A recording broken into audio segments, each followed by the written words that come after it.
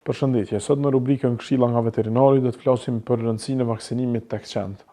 Secili pronar i cili mendon të marrë një qen, të adoptojë apo edhe të blejë një qen, gjithmonë pyetja e parë e tyre është se a ka vaksina apo a duhet të vaksinohet, kur duhet të vaksinohet dhe çfarë rëndësie ka vaksinimi. Vaksinimi ka një rëndësi jetike, sidomos sa i përket qenëve kur janë në moshën e vogël, në pjesën kur ata janë klësh, për shkak të mbrojtjes ndaj disa virusëve që janë jashtëzakonisht të rrezikshëm për jetën e klyshit deri në moshën 6 muajshe. Protokolli thotë që një klysh duhet të fillojë të vaksinohet pas moshës 42 ditëshe, për shkak që deri në moshën 42 ditëshe klyshin e mbrojnë antitrupa të cilët ai merr përmes qumshtit të nënës të tij, dhe pas asaj moshe duhet të fillohet protokolli i vaksinimit. Vaksinat me të cilat fillimisht vaksinohet një klysh është vaksina DP, që është për distemper apo lijen dhe parvën, që është për vaksinë specifikisht e destinuar për klysh, dhe mbron qenin, e mbron klyshin për sëmundjen e lijes dhe të parvës. Këta dy virus janë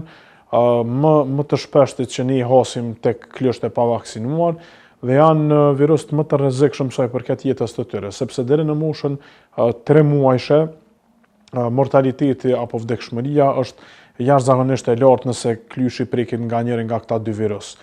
Si mund ta vrej për shembull pronari se a ka shenja të ndonjërit prej këtyre dy virusëve, shenja e parë është lodhja e qenit, kur qeni klyshi fillon të mos hajë, bëhet më apatik apo më i heshtur, nuk është që tregon interesim për ndonjë gjë që rrethon, dhe normalisht që ne i bëjmë thirrje të gjithë pronarëve që në momentin që e shohin klyshin që ka filluar të shfaqet ndonjëra nga këto shenja, duhet të shkojë në klinikë veterinare në mënyrë që të bëhet diagnostifikimi dhe fillimi i trajtimit sa më të hershëm. Mirëpo, masa më e mirë, domethënë trajtimi më i mirë, nëse mund të themi, është profilaksia apo parandalimi, ku parandalimi nënkupton pra vaksinimin dhe mbrojtjen nga këta virus. Një gabim që e bëjnë shumë shpesh pronarët, sidomos kur kanë qenë për herë të parë, është që vinë dhe i vaksinojnë për shembull klysht në moshën 42-43 ditëshe apo 2 muajshe, varësisht prej moshës të tyre.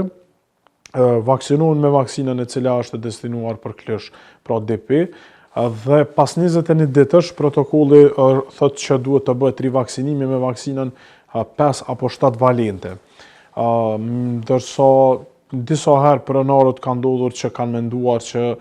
me një vaksinë qeni është i mbrojtur, edhe pse secili mjek veterinar për shkak të protokollit të trajtimit dhe të vaksinimit të gjithë i kanë ato dokumente, librezat të cilat shënohet data e vaksinimit dhe data e rivaksinimit, dhe të gjithë pronarët informohen që data e rivaksinimit është pas 21 ditësh, në mënyrë që të arrihet një titër më i mirë antitrupave kundër këtyre virusëve. Gabimit që e bëjnë pronarët është për shembull që për shkak të ndonjë pune personale apo ndoshta edhe për shkak fatkeqësisht të neglizhencës e lojnë klyshin pa vaksinim, dhe mund të kaloj 1 javë, 2 dhe kalon 5 javë për shembull nga vaksina e parë, ku faktikisht vetë se titri antitrupave ka filluar të bie dhe nuk është që arrin të kryej vaksina e dytë punën, imunizimin siç duhet. Vaksina e dytë, nëse bëhet me kohë, nuk është vetëm DP, mirë po i përfshin edhe mbrojtjen kundër hepatitit, përfshin edhe mbrojtje kundër leptospirozës dhe kundër adenovirusit, dhe domethënë i përfshin edhe parvën dhe lijen. Pra, këto virus janë të përfshirë dhe leptospira janë të përfshira në rivaksinimin apo në vaksinën e dytë e cila ipet si booster apo mbrojtje shtesë, imunizim ndaj që i bëhet klyshit. Kur jemi tek përfundimi i vaksinimit të dytë, më herët ka qenë praktikë në vendin tonë që ndoshta për shkak të arsyeve ekonomike, shpeshherë pronarët me 2 vaksina i kanë lënë qenë me ato 2 vaksina dhe pas një vite kanë vazhduar rivaksinimin. Mirëpo, protokolli thotë që duhet të bën së paku 3 cikle vaksinimesh, pra edhe një vaksinë DHPPL, pra kjo 5 ose 7 valente, pas 21 ditësh pas dozës të dytë, për shkak që të arrihet një imunizim sa më adekuat që ta mbrojë qenin apo klyshin në këtë rast nga këta virus. Nëse të gjithë këtu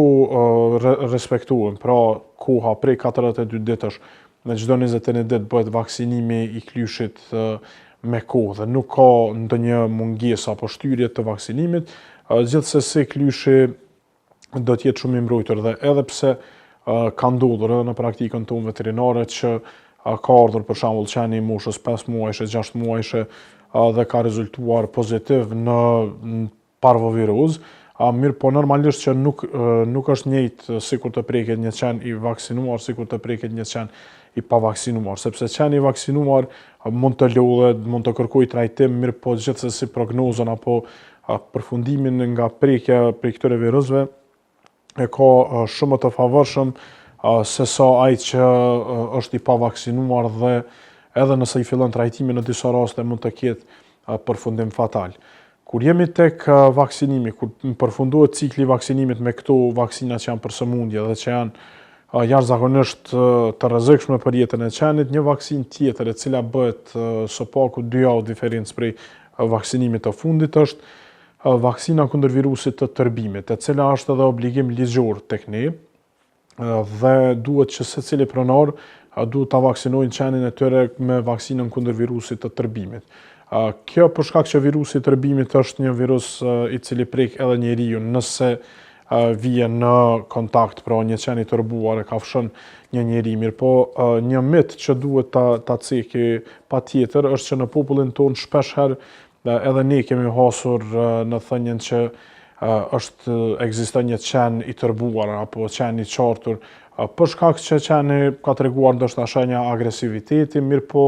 këto dyja duhet të ndahen tërësisht nga njëra tjetra, për shkak që qeni i tërbuar është rrezik për shëndetin publik dhe rrezik për të gjithë ata që rrethojnë, ndërsa qeni i cili është vetëm agresiv është një qen i cili ndoshta ka probleme me sjelljen e tij dhe nuk është infektuar me virusin e tërbimit dhe normalisht që për shkak të rrezikshmërisë dhe ndjeshmërisë të këtij virusi, gjithsesi rekomandohet dhe është obligim faktikisht ligjor që të vaksinohen të gjithë qenë me virusin me vaksinën që bën mbrojtjen kundër virusit të tërbimit. Kjo vaksinë përndryshe kërkohet edhe nëse dëshiron pronari të udhtojë jashtë me qenin apo me macën e tij, për shkak që në shtetet e jashtme ende Kosova nuk konsiderohet si shtet i lirë prej virusit të tërbimit, edhe pse ka vite që nuk janë raportuar raste pozitive dhe ka vaksinime të vazhdueshme që bëhen vit për vit dhe tani faktikisht është pjesa aktive e vaksinimit të kafshëve të egra, dhelprave, ojgjve ku bëhen maskimi vaksinave me ushqime dhe bëhet lëshimi tyre prej arit në mënyrë që të bëhet një mbrojtje sa më adekuate. Dhe një gjë që duhet të ceket është që virusi i tërbimit nuk mund të futet në qytete pa u futur prej zonave kufitare. Pse po i cekje zonat kufitare është që i kemi parë ato zonat neutrale që gjenden në kufi dhe janë edhe zonat malore anash kufirit, të cilat nuk kontrollohen për qenë të ndacakt që ndoshta qarkullojnë në ato rajone. Dhe ato rajone janë në pjesët më të ndjeshme, ku mund të merren, për shembull, mund të merret virusi i tërbimit, mund të sjellet nga një qen aty, i cili mund ta sjellë afër pjesës përtej zonës të kufirit tek një qen dhe kështu mund të shkojë zinxhir duke u bartur dhe të futet tek pastaj nëse shkon pa u lajmëruar dhe pa pasur shaqe klinike, që nuk e shohin njerëzit faktikisht sepse ai shaqe klinike ka, mund të futet edhe në qytete të tjera dhe pastaj normalisht në raste më të rënda mund të ketë ndonjë shpërthim dhe normalisht që kur kemi shpërthim e para, via linja e parë që janë më të rrezikuar përveç njerëzve kuptohet, janë edhe qenë të cilët janë qenë në ambientet shtëpiake dhe normalisht që kur qeni në ambiente shtëpiake është i mbrojtur apo i vaksinuar, nuk ka ndonjë rrezik që ai të marrë edhe nëse bie në kontakt direkt apo indirekt me një qen të tërbuar dhe për këtë arsye në mënyrë që të ketë një mbrojtje më të mirë dhe për shkak të obligimit ligjor që është dhe për shkak të kërkesave të shteteve evropiane që nuk na mendojnë që si shtet i lirë prej virusit të tërbimit, duhet të bëhet patjetër edhe vaksinimi me vaksinën kundër virusit të tërbimit. Kjo ishte e tëra sa i përket këshillës veterinare për këtë javë, deri në javën e ardhshme shihemi përsëri.